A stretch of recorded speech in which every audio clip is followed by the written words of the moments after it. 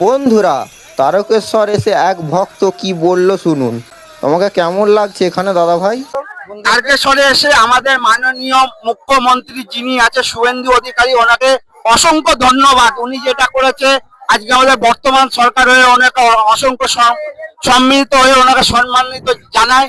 উনি আজকে আমাদের যে তারকেশ্বরে যে আমাদের যে কিলোমিটার আমরা হেঁটে এসেছি, খুবই সুন্দর পরিষেবা আমরা পেয়েছি।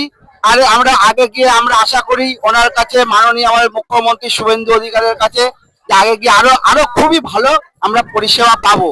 এই আমাদের যে কামারি আমরা জলযাত্রীরা এসছি, খুবই আশা করেছি, খুবই আমরা ভালো পেয়েছি। হ্যাঁ, এই যে আমাদের যে মাননীয় মুখ্যমন্ত্রী যে পুষ্প বৃষ্টিটা করেইছে, এইটা আমরা আশা করিনি। এটা আমাদের করেছিল যে কেদারনাথে করেছিল, কিন্তু এটা আমাদের এই তারকেশ্বরে যে করালো জলযাত্রীদেরকে দিয়ে, আমাদের খুবই এটা আনন্দ। আর আশা করি এর থেকে আরো বেশি খুবই ভালো হবে। আশা করি মাননীয় মুখ্যমন্ত্রীকে আমরা জানাই আপনাকে অসংখ্য ধন্যবাদ, অসংখ্য ধন্যবাদ। এটা আমরাও একমত, আর আমরা এটাই চাইবো যে সবসময়ের জন্য এটাই যেন হোক। আমরা সবসময় এটাই নিয়েই থাকবো, আর আমরা এটাই কথা বলবো যে জিনিসটা আমরা পেয়েছি, এই জিনিসটা আমরা প্রতি সপ্তাহে প্রতি মাসে আসি। আমরা সবসময় যাত্রা এই জিনিসটা পেয়েছি শ্রাবণ পূর্ণিমা। বন্ধুরা, দাদা ভাই খুবই সুন্দর সুন্দর কথা বললো, আমাকে খুবই ভালো লাগলো।